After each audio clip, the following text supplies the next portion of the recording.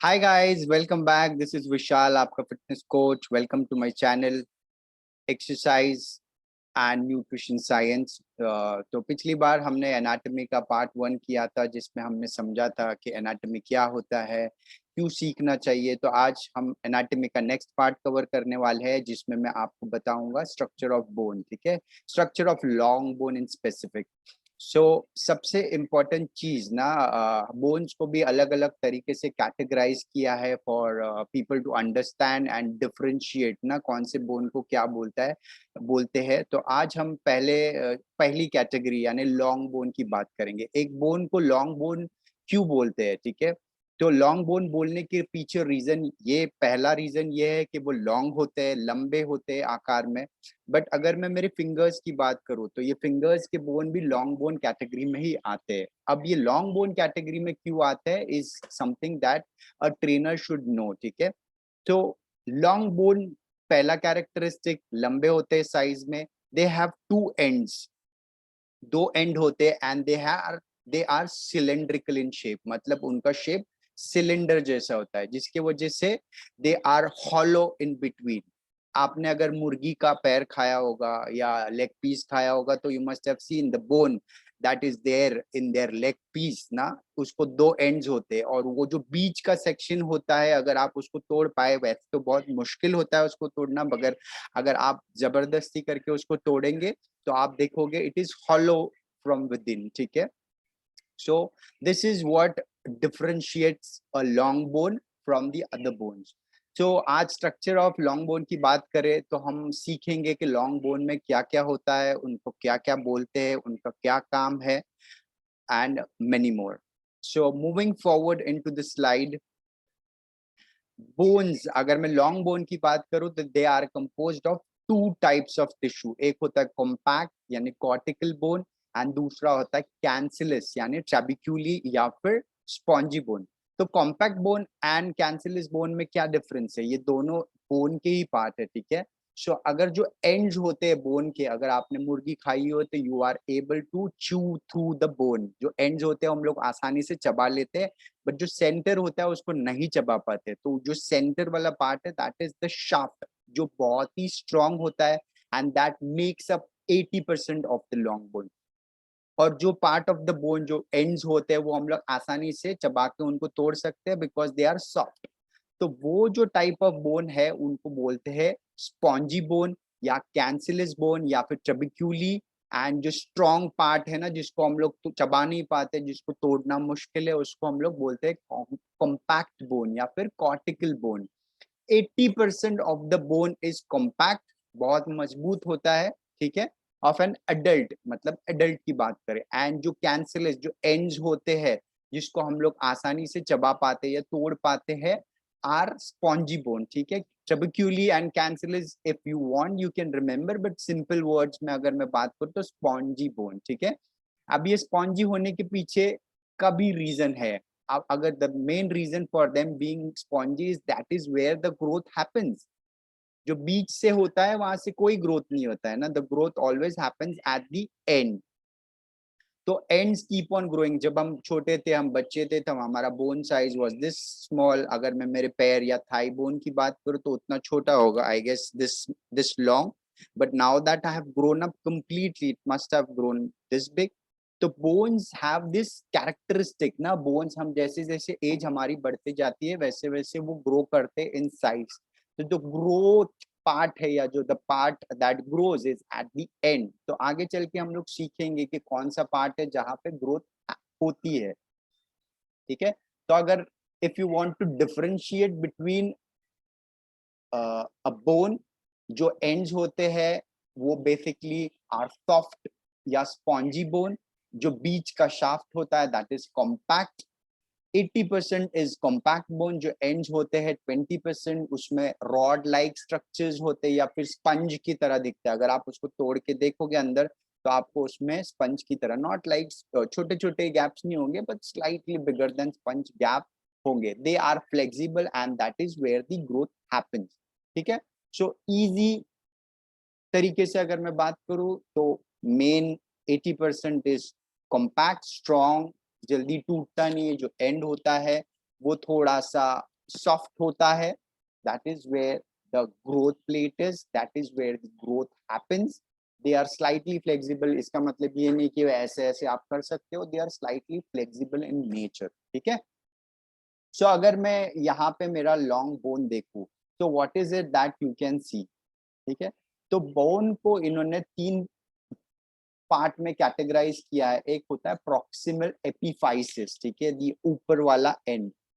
Proximal क्यों है? क्योंकि वो हेड के नजदीक है. Then you have the other part which is distal epiphysis. अब ये डिस्टल क्यों है? क्योंकि ये हेड से दूर है, ठीक है. एंड द मेन शाफ्ट जो है उसको बोलते हैं डायाफाइसिस. ये प्रॉक्सिमल एपिफाइसिस एंड डायाफाइसिस के बीच में भी there is a division known as metaphysis, but unfortunately इस पिक्चर में वो अवेलेबल नहीं है. But you can just Google it for metaphysis ना, तो आपको पिक्चर मिल जाएगा जिसमें 3 सेक्शंस बनाए हैं. एक proximal epiphysis which is close to the head, then the metaphysis, then the diaphysis, and then the distal epiphysis, ठीक है. So moving forward, हम gross anatomy की बात करें of the long bone, तो there is something called as diaphysis. Diaphysis basically क्या होता है? वो वाला area जो shaft है, which is the compact bone. Epiphysis basically क्या होता है? It is the area which is at the end, ठीक है. दोनों ends में you can see proximal epiphysis and दूसरे end पे है distal epiphysis, ठीक है. Mostly composed of spongy bone. आप यहाँ पे देखोगे तो स्पंज यानी जो आपने पहले थोड़ा पहले बात किया था, it is less dense, it is sponge like structure, and that is where the bone marrow is produced, especially the red marrow. अब रेड मैरो क्या करता है? Red marrow is responsible for red blood cells, white blood cells and platelets. वो बहुत ही important काम करते हैं, ठीक है.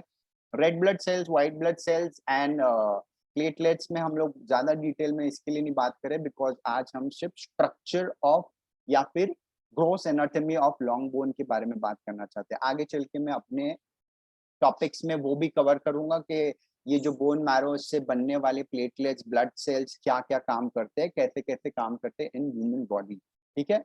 The third part is the medullary cavity. Cavity is the shaft वाला रीजन है, उसके बीच में देयर इज कैविटी. कैविटी मतलब सिलेंडर की तरह ना. अभी आप गैस सिलेंडर लो तो गैस सिलेंडर एक कॉम्पैक्ट होता है, उसके अंदर कैविटी होता है जिसके अंदर गैस होता है. तो सिमिलरली लॉन्ग बोन के बीच में भी there is this space known as medullary cavity. It is also known as the cavity of the shaft. That is where the yellow marrow is found. Yellow marrow, जैसे जैसे when you become adult, it is mostly fat. अगर आपने mutton खाया रहेगा और mutton को ऐसे ठक ठक ठक ठक ठक ठक करके हम लोग उसके बीच में से येलो मैरो निकलता है, and which we eat ना, which we love to eat, ठीक है.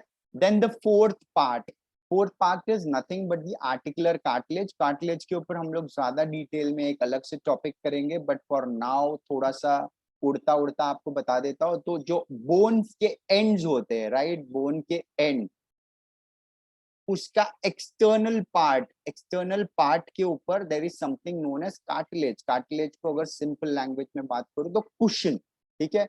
कुशन क्या करेगा? कुशन करेगा प्रोटेक्ट किससे करेगा? फ्रॉम दी अदर बोन, ठीक है. अगर कार्टिलेज की वजह से what happens, it reduces the friction, ठीक है. अगर कार्टिलेज नहीं होगा तो बोन एक दूसरे के साथ घिस के दे में गेट वोन out. So it's important that the external surface or the ends of the bone is protected, and the way they are protected is by articular cartilage. cartilage के बारे में डिटेल में अगले टॉपिक में हम लोग बात करेंगे. But for now simple cushion जो फ्रिक्शन होने से रोकता है एक दूसरे बोन से, ठीक है. and it is mostly hyaline cartilage. Again, hyaline cartilage detailed में we'll do a next class or a next video. So again, moving forward, bone marrow. Bone marrow is nothing but a spongy substance found in the center of the bones. It manufactures bone marrow, stem cells, and other substances which in turn produces blood cells. तो bone marrow क्या करेगा? bone marrow produce करेगा blood cells. Again it is also बीच में भी मिलता है bone के cavity में, and that is mostly yellow marrow and which is fat. So again bone marrow produces blood cells, red, yellow and platelets. ठीक है? And it is found in the spongy bone and it is a spongy substance. अगर आप देखोगे तो sponge की तरह वो substance feel आएगा उसका. Moving forward, we talk about metaphysis. Metaphysis basically ये इसमें इस picture में available नहीं है, but if I were to show you where exactly it is, तो proximal epiphysis और diaphysis के बीच का region is the metaphysis. Let me just draw something for you.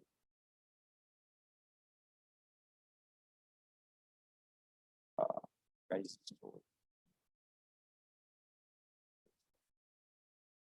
so I take this and I draw this. So this is where actually metaphysis will be. Okay, not exactly here, but it is adjacent. मतलब proximal epiphysis और diaphysis के बीच में का region होता है metaphysis. This is where ये वो region है जहाँ पे epiphysis होता है. अगर ये पिक्चर में epiphysis थोड़ा ऊपर दिखाया है या फिर sorry, it is adjacent to the growth plate. Now moving forward to the seventh part of the gross anatomy of long bone, endosteum, plural is endostia. It is a thin vascular membrane that of a connective tissue. So endosteum को अगर simple language में बात करूँ तो एक vascular पतला सा, not very पतला but एक पतला membrane होता है जो तुम्हारे long bone के inner cavity, अंदर वाली cavity को line करता है. यानी एक लेयर है, एक लेयर है, एक वास्कुलर मेम्ब्रेन है जो अंदर वाली कैविटी को कवर करता है. ठीक है, of the bone, not the actually cavity but the long bone के इनर लेयर को बोलते हैं endosteum. Then moving forward is known as periosteum. ठीक है, periosteum is again a membranous tissue, मतलब एक टिश्यू है, एक पतला सा टिश्यू है जो तुम्हारे बोन के आउटर लेयर को सराउंड करता है. ठीक है, so endosteum is the outer layer, sorry, periosteum is the outer layer, endosteum is the inner layer of the long bone. ठीक है, so periosteum the only area, मतलब जो बाहर का लेयर, बाहर का पीरियोस्टियम है जो पतला मेम्ब्रेन है, वो उस एरिया पे नहीं होता है जहां पे तुम्हारा लिगामेंट्स, जहां पे तुम्हारा टेंडन्स अटैच होता है. बाकी सारे जगह पे वो you will find it is surrounded, it is surrounding the long bone. So this was it. से वैसे तो बहुत सारी चीजें होती है, there is a lot of anatomy to be learn, but for now मैं जो भी वीडियोस बनाता हूँ बेसिकली ट्रेनर्स पर्सपेक्टिव से होते हैं, बिकॉज उनको उतना इन डेप्थ नॉलेज की जरूरत खासा नहीं होती. ऐसा नहीं होता है. If they are willing to, they should.